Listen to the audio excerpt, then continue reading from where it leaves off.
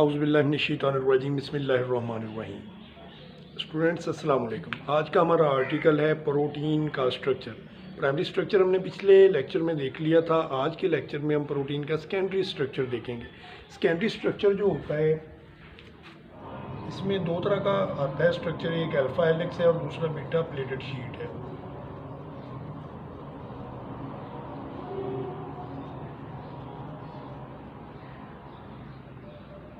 पहले नंबर पे हम अल्फा हेलिक्स जो है इसको देखते हैं। तो यूजुअली प्रोटीन की जो चेन्स होती हैं ये फ्लैट नहीं रहती। प्रोटीन का जब एक दूसरे के साथ अमीनो एसिड लिंक करते हैं, इनकी चेन्स लंबी होती जाती हैं तो ये फ्लैट नहीं रहती बल्कि ये कॉइलिंग शुरू कर देती हैं। तो इनकी इस कॉइलिंग के ज़रिए से जो स्ट्रक्चर बनता है वो सेकेंडरी स्ट्रक्चर है। सेकेंडरी स्ट्रक्चर में दो तरह का स्ट्रक्चर आता है। पहले नंबर पे अल्फा हेलिक्स है। अल्फा हेलिक्स में पॉलीपेप्टाइड चेन जो होती हैं वो इस तरह से स्पाइरल फैशन जो होता है उसमें अपने आप को कॉयल कर लेती हैं और इसमें हर एक टर्न जो होता है वो तकरीबन 3.6 अमीनो एसिड्स पर मुश्तमिल होता है।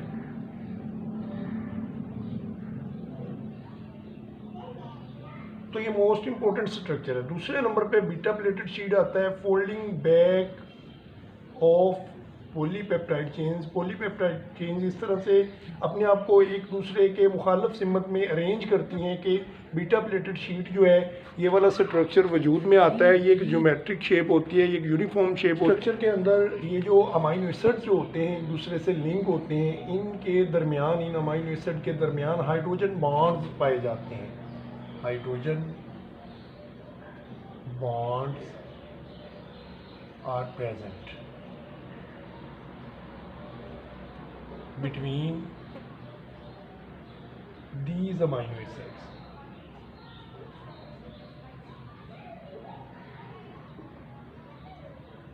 इन अमीनो एसिड के दरमियान ये जो हाइड्रोजन बॉन्ड होते हैं ये इस स्ट्रक्चर को इस तरह मजबूत बना देते हैं कि ये इंटैक्ट हो जाता है,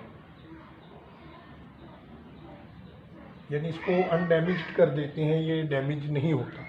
इसके बाद अगला स्ट्रक्चर जो है सेकेंडरी के बाद आने वाला वो टर्चरी स्ट्रक्चर है। टर्चरी स्ट्रक्चर, टर्चरी स्ट्रक्चर जो है ये भी एक इम्पोर्टेंट स्ट्रक्चर है। टर्चरी स्ट्रक्चर किस तरह से बनता है? The folding, bending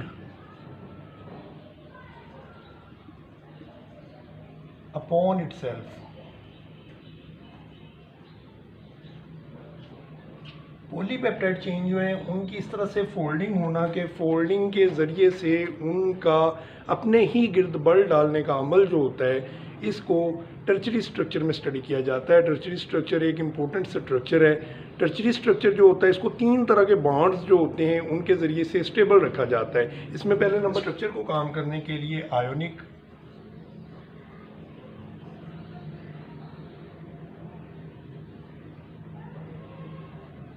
hydrogen bond और डाइसल्फाइड,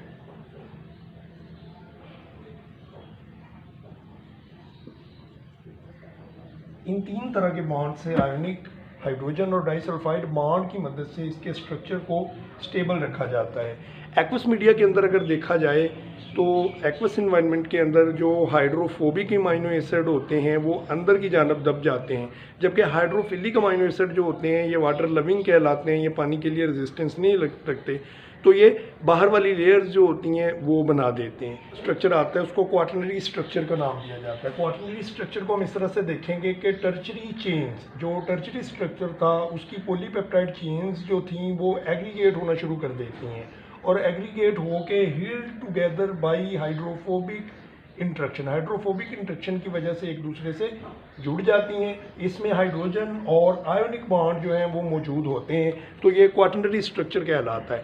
क्वाटरनरी स्ट्रक्चर जो है ये प्रोटीन का मोस्ट कॉम्प्लेक्स स्ट्रक्चर है और पॉलीपेप्टाइड चेन्स की मोस्ट कॉम्प्लेक्स फॉर्म है। ये टर्चरी स्ट्रक्चर के मिलने से बनता है।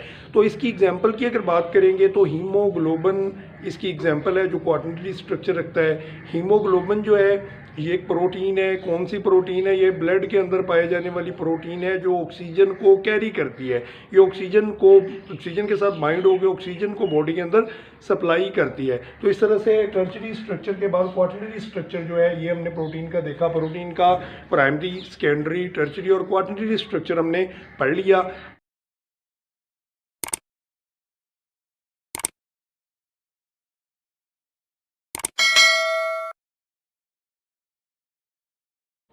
इसके बाद क्लासिफिकेशन ऑफ प्रोटीन है। प्रोटीन को किस तरह से क्लासीफाई किया जाता है? तो प्रोटीन को क्लासीफाई करने के लिए हमारे पास कोई सिंगल मेथड नहीं है। फाइब्रस प्रोटीन और ग्लोबुलर प्रोटीन, ये दो तरह की कैटेगरीज में हम इसको डिवाइड करेंगे। ये दोनों एक दूसरे के एंटी हैं। फाइब्रस प्रोटीन जो होती हैं ये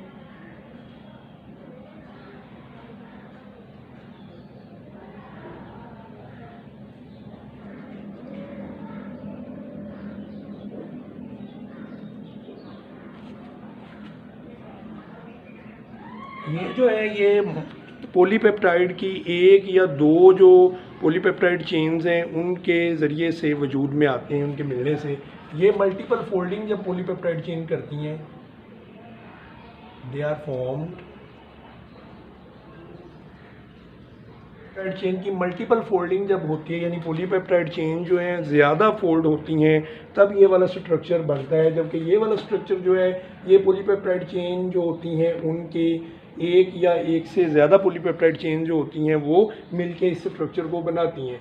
तो इसको अगर देखा जाए, ये पॉइंट नंबर 1 सेकेंडरी स्ट्रक्चर जो है इसमें इम्पोर्टेंट है। इसकी एग्जांपल है सेकेंडरी स्ट्रक्चर। इसकी एग्जांपल जो है टर्शियरी स्ट्रक्चर है।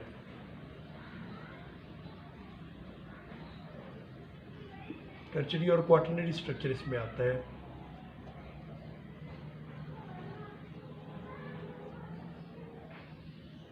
ये नॉन क्रिस्टलाइन होते हैं नेचर में, इलास्टिक हैं, लचकदार होते हैं एंड नॉन क्रिस्टलाइन, यानी क्रिस्टल फॉर्म में नहीं पाए जाते। ये जो है on the other hand number 2, number 3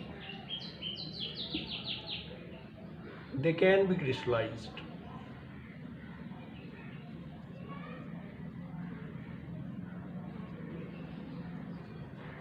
ये क्रिस्टलाइन फॉर्म में हो सकते हैं और इनकी क्रिस्टल्स जो हैं वो हो सकती हैं।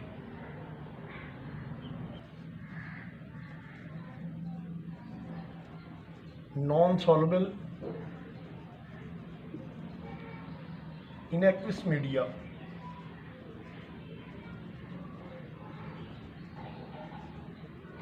ये एक्विस मीडिया के अंदर हल पजीर नहीं होते, जैसा कि सोल्यूशन एसिड का है, बेस वगैरह का है, उनके अंदर ये हल होने की कैपेसिटी नहीं रखते। जबकि ये वाले जो हैं ग्लोबुलर प्रोटीन्स,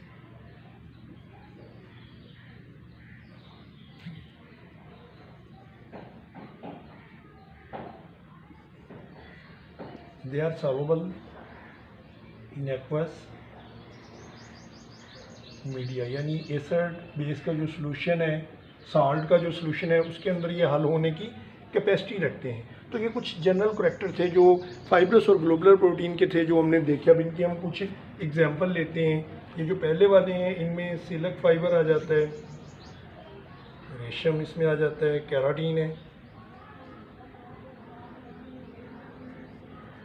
केराटिन हमारे नेल्स और हेयर्स के अंदर पाई जाने वाली प्रोटीन है, केराटिन इसमें शामिल है। फिर इसके बाद इसमें स्पाइडर वेब है, मकड़ी का जाला जो होता है वो भी एग्जाम्पल है फाइब्रस प्रोटीन की, और ये लचकदार होता है। इसके अलावा मायोसिन, हमारे मसल्स के अंदर पाई जाने वाली मायोसिन प्रोटीन जो है, इसमें हेड और टेल होती है, दो इसके ग्लोबुलर हेड होते हैं जो मसल मूवमेंट की वजह बनते हैं, मसल की मूवमेंट करवाते हैं कैल्शियम आयन के साथ अटैच होने से, मायोसिन। फिर इसके बाद फाइब्रिन, ये क्लॉटिंग एजेंट है जो ब्लड को क्लॉट करवाता है। जबकि इसकी एग्जांपल में हीमोग्लोबिन, एंजाइम्स भी प्रोटीन होते हैं नेचर में। एंटीबॉडी जो होते हैं ये बॉडी का डिफेंस सिस्टम है जो कि पैथोजेंस के ख़िलाफ़ हमारी क़ुव्वत मुदाफ़ियत है, किल करते हैं ये पैथोजेंस को। Anti hormone